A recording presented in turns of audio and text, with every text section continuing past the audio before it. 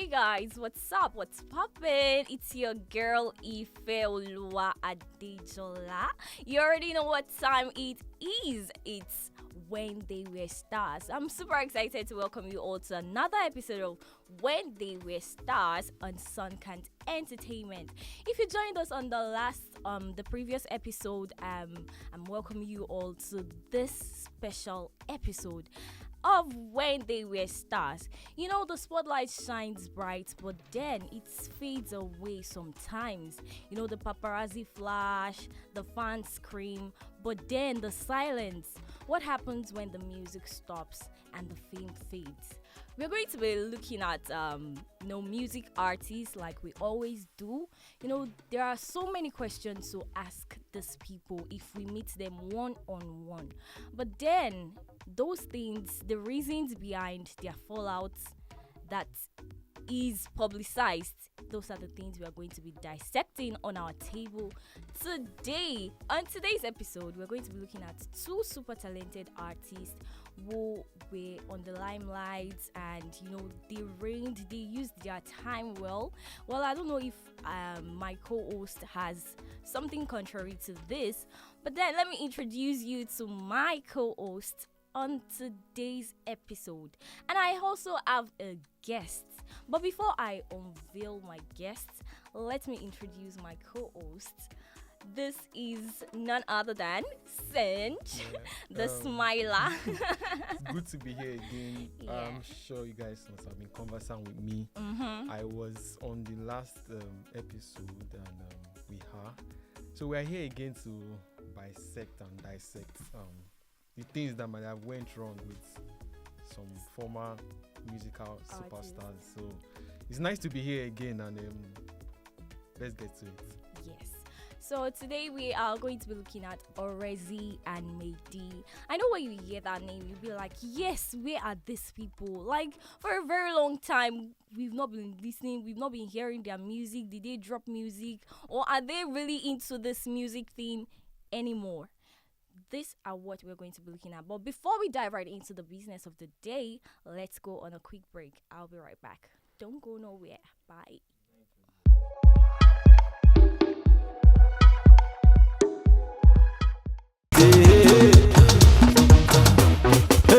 Alaji OREZI, mo ti gbéjó tuntun dé o tèrèrè. Mommy and daddy, mo ti gbéjó tuntun dé o tèrèrè. Abeg I dey beg o, abeg I dey beg o. As you hear the music, just dey dance o. Abeg I dey beg o, as you hear the music, just dey dance o. Àwọn tèmi ní London, ìjó ṣọ̀kí ní wọ́n jó tèrèrè. Àwọn tèmi ní America. Welcome back, guys. Well, that was Shoki by OREZI. That song, it brings back memories because that time I think I was still in secondary school when that music came out. And it did not just come out alone for people to sing. It also came with a dance step. Like when you hear that Shoki, you know that you're supposed to do what? Carry your hand and your leg up. Every part of your body must move. Well, that was a beautiful masterpiece by OREZI. And like I said earlier, I have a guest in the studio today, and this is my guest. Hey, Shoki. What's good, what's poppin', gang? I go by the name Risky, and you're welcome to the show. I'm really excited to be here. How are you today? I'm very well, thank you. You look super good. Thank you. It's okay. I'm not raising you, please. Anyways, we're going to be looking at OREZI, that gay guy, as he is fondly called.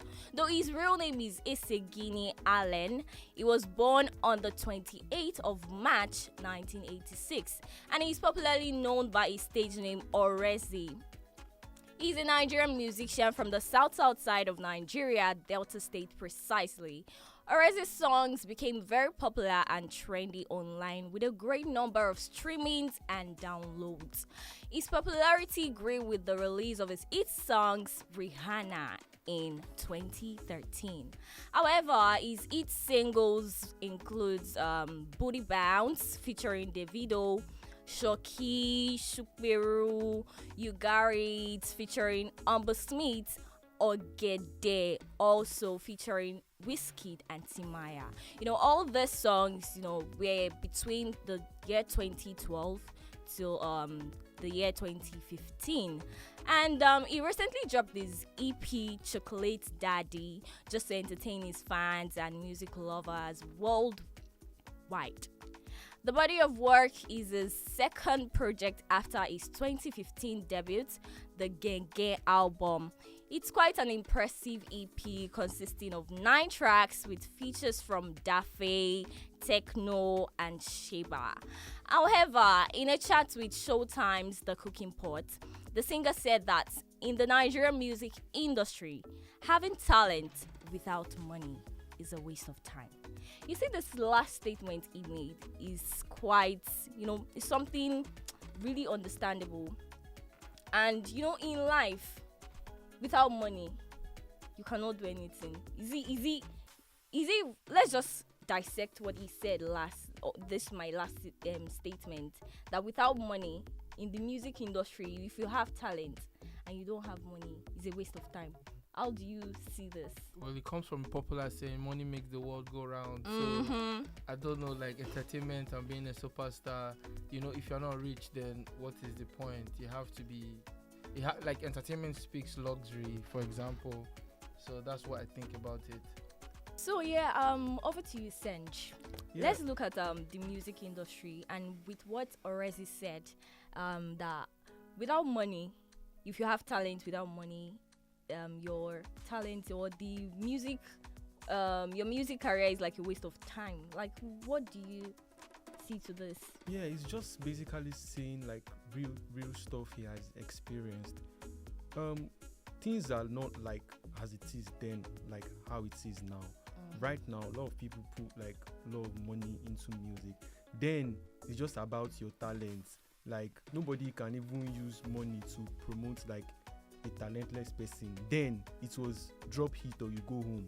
You understand? So he has known that he had the talent. OREZI is a like super talented guy. But if you check like his records, there was no like a solid like record label he was like signed into. Like if there was like, then he was into like, if he was signed to Mavins or like DMW, I'm sure OREZI would have lasted much longer. So he has sat down and thought like, wow, I have the talents, but I don't have the capital. I don't have the entrepreneur. So to him, he felt like all these talents without money to push me, without someone to push me, is like a waste of time. So, and that's just it. So was it like maybe he did not want to like get signed into a record label or something? I don't know the issue actually, but then it's quite difficult, as I said.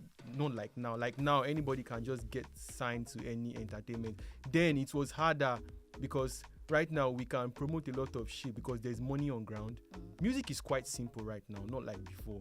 If it was before, trust me, like in the days of like P Square, if you don't have hits, trust me, nobody will fuck with you. But now, even if you don't have hits, if the money is there, forget, you can use the money to push the music. So it's just like quite spot on.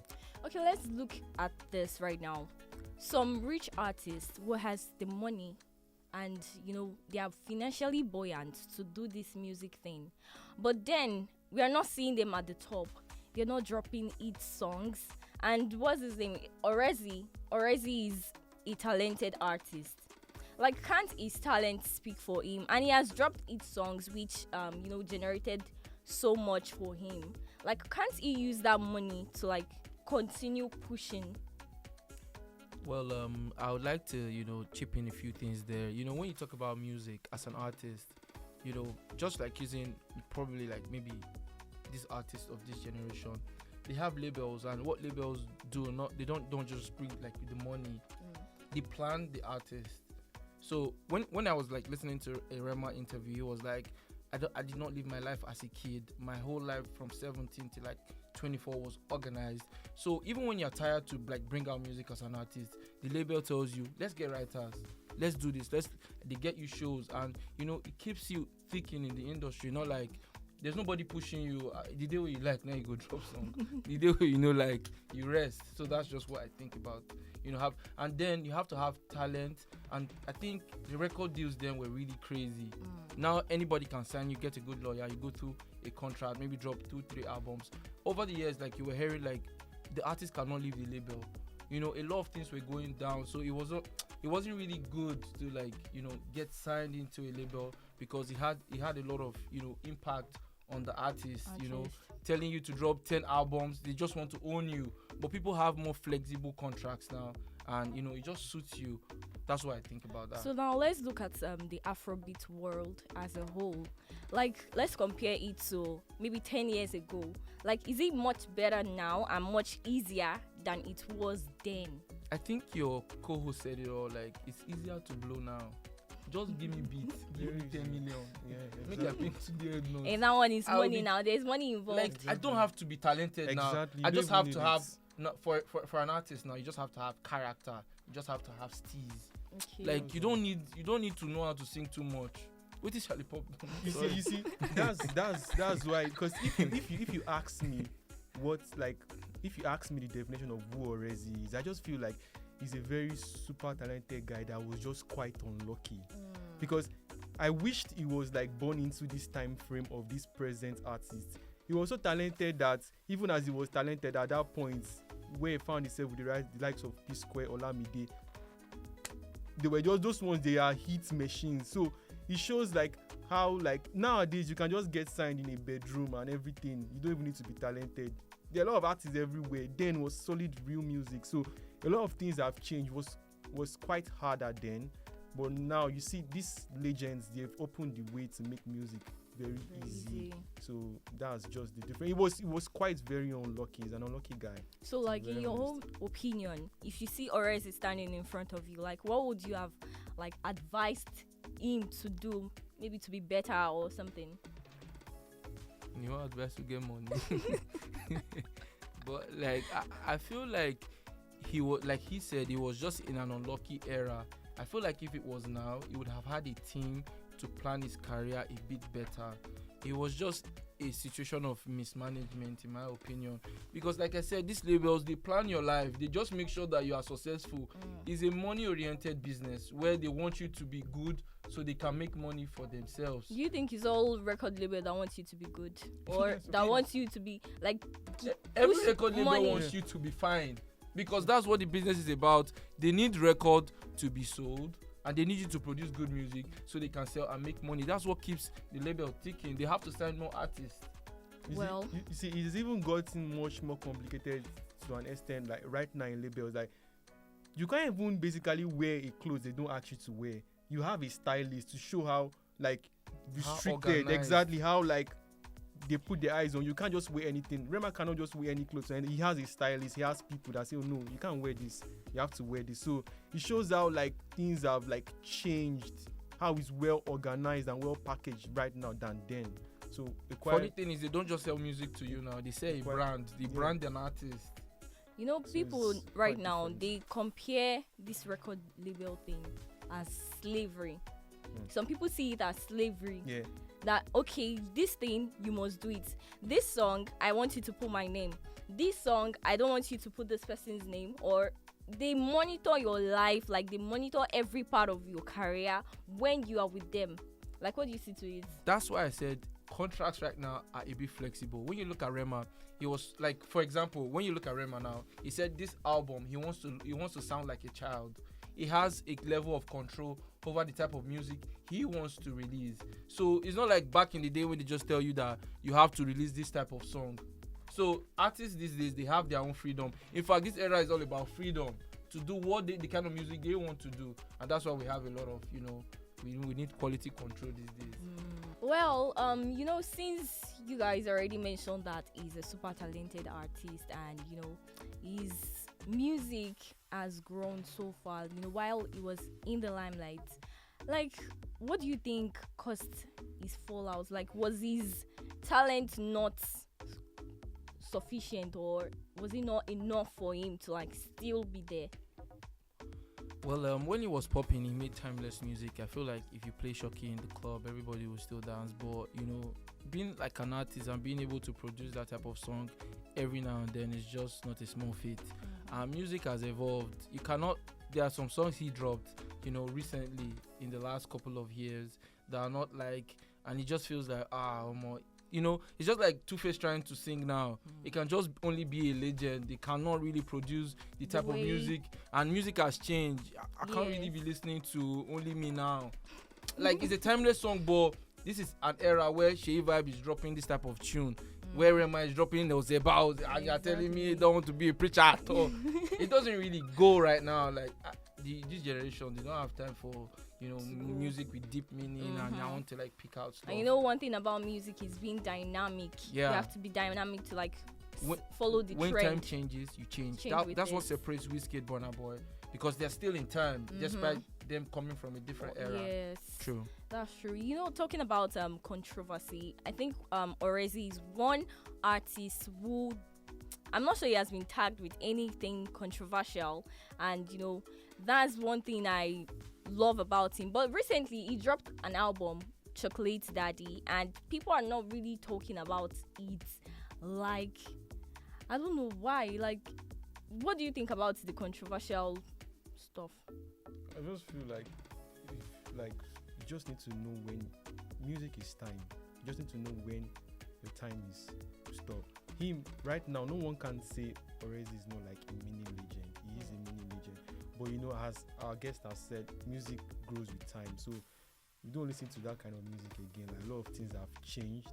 So even if him dropping an album to me right now is like, it's pointless, because even if you put so much promotion into it doesn't count again, because that has passed. A lot of people do new things, like they are creatives every day. So that's just the thing. He's just a very quite unlucky guy. I just feel like if he had been seen then by someone solid, he could have like stayed much more longer. I'm just concerned about the time. The issue basically here with this guy is just time. Why I feel is just time frame like fucked up with him. So if he was like at this generation right now, he would do better. If he was back then with someone solid, he would still be stronger. So, like, not taking anything away from him, he's a very good guy. Well, that's how far we can go on today's episode. I'm sure you all enjoyed it, because I did. And please do also follow us on all our social media platforms and subscribe to our YouTube channel at Sunkant Entertainment. Until I come your way next time, I remain Ifeoluwa Adejola and Sench. Hey, I go by name Risky. Bye-bye.